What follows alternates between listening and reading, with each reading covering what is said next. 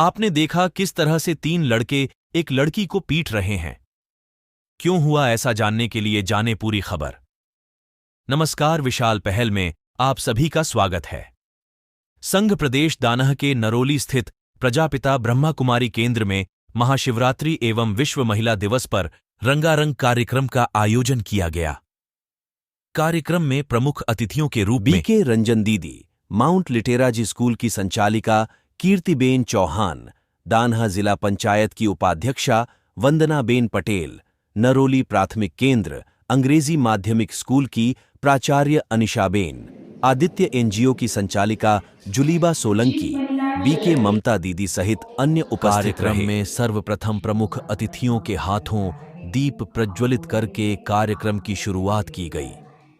तत्पश्चात ब्रह्मा कुमारी रंजन दीदी के द्वारा अपने अपने हाथों में मोमबत्तियां जलाकर बड़ी संख्या में महिलाओं को आत्मविश्वास बढ़ाने के उद्देश्य से संकल्प दिया गया। कार्यक्रम में नरोली की विभिन्न सोसाइटियों की महिला एवं युवतियों द्वारा सांस्कृतिक कार्यक्रम प्रस्तुत किया गया। बता दें कि जुलीबा सोलंकी द्वारा नरोली के आदित्य एनजीओ की स्थापना भी 8 मार्च को ही की गई थी। इसलिए आदित्य एनजीओ द्वारा आयोजित इस कार्यक्रम में सभी प्रमुख अतिथियों के हाथों केक काटकर एनजीओ का बर्थडे भी सेलिब्रेट किया गया।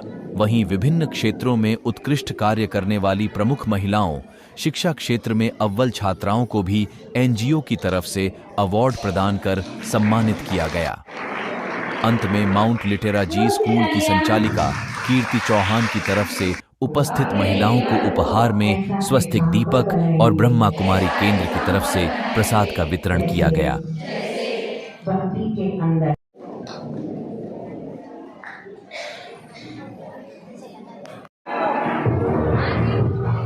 कार्यक्रम के दौरान नारी शक्ति पर एक नाटक प्रस्तुत किया गया, जिसमें पहले 3 युवक एक लड़की को छेड़ते हैं, फिर उसके साथ मारपीट भी करते हैं।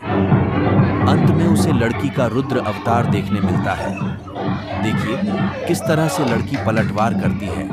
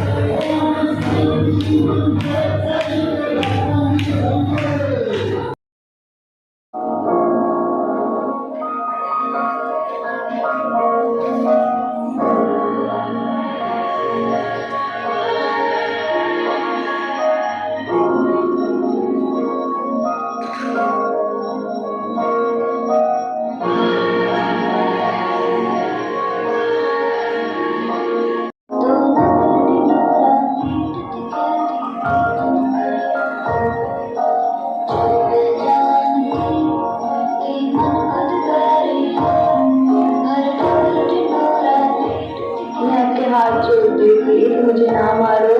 आप लोग भी मुझे मारो मत, परेशान करो, मुझे घर जाना है। और आपके आगे हाथ जोड़ती हूँ, प्लीज मुझे जाने दो।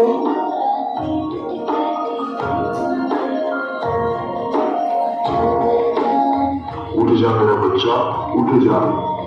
लड़ मुझसे, तू लड़, डर मत। अपनी नारी शक्ति की जीत के लिए लड़, तू डरना मत।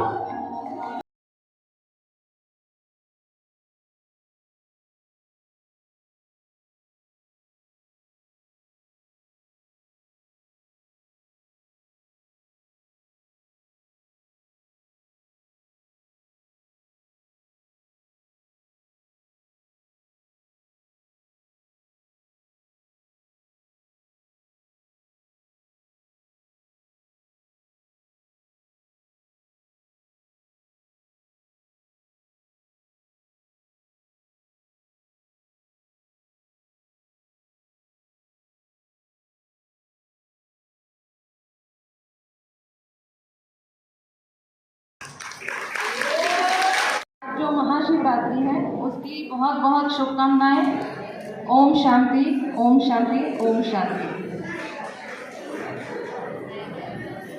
आज जैसे हम सब जानते हैं कि महाशिवरात्रि है, मैं शुरू वहीं से करूँगी क्योंकि महाशिवरात्रि और जो महिला दिवस है वो क्योंकि एक साथ है और हम सब महाशिवरात्रि को जिसकी आराधना करते हैं, जिसकी पूजा करते हैं, वो शिव शंभू है, हम सब जानते हैं। और शिव शंभू का एक स्वरूप कौन सा है?